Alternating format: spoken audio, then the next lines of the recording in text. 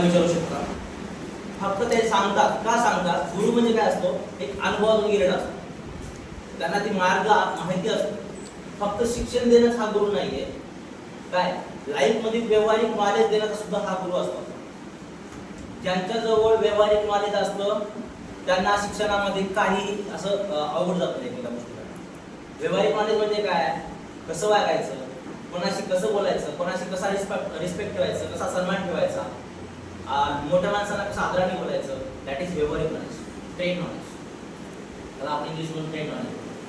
या सगळ्या गोष्टी आपल्याजवळ कॉम्बिनेशन पाहिजे आणि ह्याच मार्गाने आपण चाललं पाहिजे. जर आपला जर ध्येय गाठायचं असेल तर, आणि कमी वेळामध्ये जर आपला ध्येय गाठायचा असेल ना तर गुरुवर यांचा मार्ग शोधा. ते सांगतात आपला आणि त्यानुसार 100% फोकस देऊन चला. तुमचं ध्येय आहे ना गाठल्याशिवाय राहणारच नाही. त्यासाठी प्रत्येकाने गुरुवर यांचा आदर ठेवून त्यांचा मार्गाने चाला. हे काय होतं? एक उदाहरण देतो तुम्हाला. सांगली फाट्याला जायचं मला, पण मला माहित नाही. मी म्हणतो चला ठीक आहे, मला माहिती आहे. मी स्वतःला म्हणतो आम्हाला माहिती आहे, बघू आपण कोणालाही विचारायचं नाही. आपण मी स्वतः काय म्हणतो, एक मोठेपणा दाखवतो. मला सांगली फाट्याला जायचं. मी निघालो कुठून? ते पिंपळे गुरु करून. आपला वेळ लागतो का? जास्त लागतो ना. जर मला ते शॉर्टकट मार्गाने मी जर कोणाला जर विचारलं असतं तर सांगली फाटा कुठे आहे तर ते सांगितले असते गोरख कॉलेज नंतर after Gorakh college then we can reach here. तुम्ही पोहोचू शकता. पण मी जर विचारलं नाही म्हणून वेगळ्या मार्गाने जर गेलं असतं तर कुठं गेलं असतं? पिंपळे गोरख, गाठी फाटा. वेळ गेला ना. एक सांगण्याचं एक्झाम्पल आहे. पण तुम्हाला जर तुमच्या लाईफचं ध्येय गाठायचं आहे ना लवकर, तर गुरुवर यांचा मार्गाचा अवलंब करा. तरच तुम्ही लवकर ध्येय गाठा. गुरु म्हणजे मी काय सांगितलं, गुरु म्हणजे फक्त तो नसतो की आपल्या वयाने मोठा आहे. गुरु म्हणजे तो असतो त्याच्यामध्ये ज्ञानाचा साठा भरलेला असतो, प्रकाशाचा साठा भरलेला असतो आणि त्या साठ्याचा इम्प्लिमेंट किंवा अंमलबजावणी आपल्या शिष्यामध्ये भरतो. दॅट इज गुरु. त्यामुळं तुम्ही लहान आहोत. आम्ही स्पीच ठेवण्याचं हेच कारण आहे की तुमच्यामध्ये बिहेव कसा असला पाहिजे, तुम्ही गुरुवर यांचा आदर कसा ठेवला पाहिजे. फक्त शिक्षकांचा नाही, आपल्या जन्म दिलेल्या आई वडिलांचा सुद्धा. खरे गुरु आहेत, श्रेष्ठ गुरु आहेत, देवापेक्षा मोठे महान ते गुरु आहेत. तुम्ही देवाच्या पायथ्याशी जाऊन जरी पाया पडलो नाही ना, आई वडिलांच्या पाया पडा रोज, तुम्हाला आहे ना इथेच तुमचा आशीर्वाद भेटला. त्यामुळे म्हणतोय मोठ्या माणसाचा सन्मान ठेवा. आपली जे संस्कार आहेत, आई वडिलांनी दिलेले संस्कार आहेत, आई वडील प्रॉपर आपल्या लेकरांना संस्कार देतात. पण आपलेच लेकरं आई वडिलांचे संस्कार विसरून आपण एका वेगळ्या मार्गाने चालतो. ते पण आपले संगत गुण असतात. संगत गुण असतात. संगत गुण वाईट असतात आणि चांगले गुण असतात. दोन प्रकारचे संगत गुण असतात, एक वाईट आणि एक चांगले. जर वाईट संगत गुण न गेलो तर वाईट मार्गावर येणार आहेत, चांगल्या गेलो चांगले आहेत. त्यापेक्षा मला असं वाटतं तुमचे जे मैत्रिणी असतील किंवा मित्र असतील, तुम्ही कॉलेजमध्ये असाल, शाळेमध्ये असाल, प्रत्येकाने हे विचार केला पाहिजे आपल्यासोबत असणारा माणूस कसा आहे, ती मैत्री कशी असली पाहिजे. जर समजा ती मैत्री जर आपल्याला चांगल्या मार्गाने नेत असेल, ते पण तुझा गुरु असतो.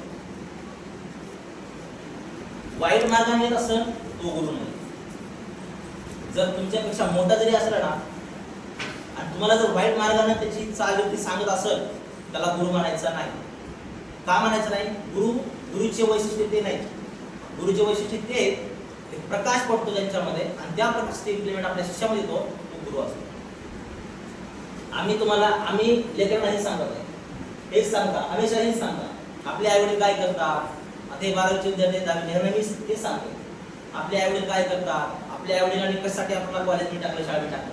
आता महिला म्हणून मी यांना खूप वेळा लेक्चर दिलं की महिलांना खूप घरामध्ये महिलांना शिक्षणाचा अधिकार दिला जात नाही.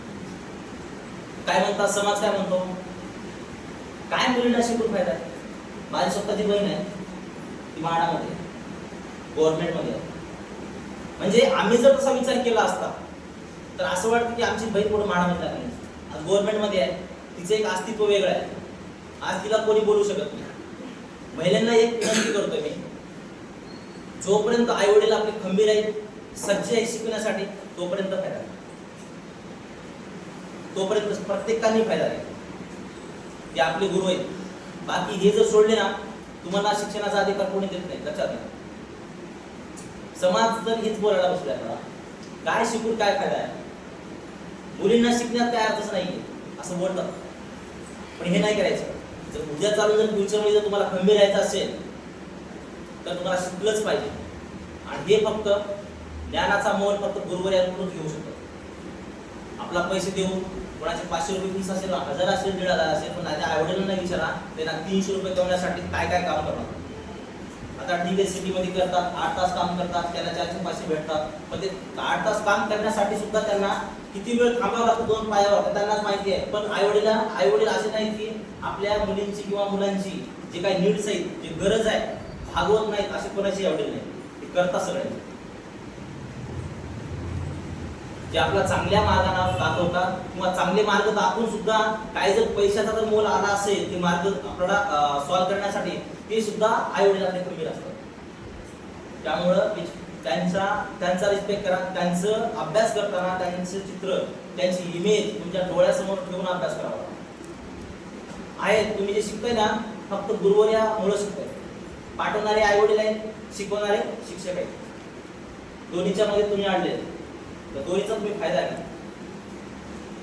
आईवडील तुम्हाला शिकावं, माझं लेकरू काहीतरी व्हावं म्हणून पाठवतात. हे दुसरे कोणी पाठवत नाहीत, फक्त तुमचे आईवडील.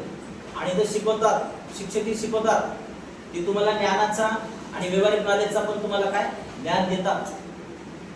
त्यामुळं जेवढं होईल तेवढं ना, शिक्षक असो या आपल्यापेक्षा मोठा माणूस असेल, आपला जर चांगलं सांगत असेल ना, ऐका. प्रत्येकाने ऐकायचं.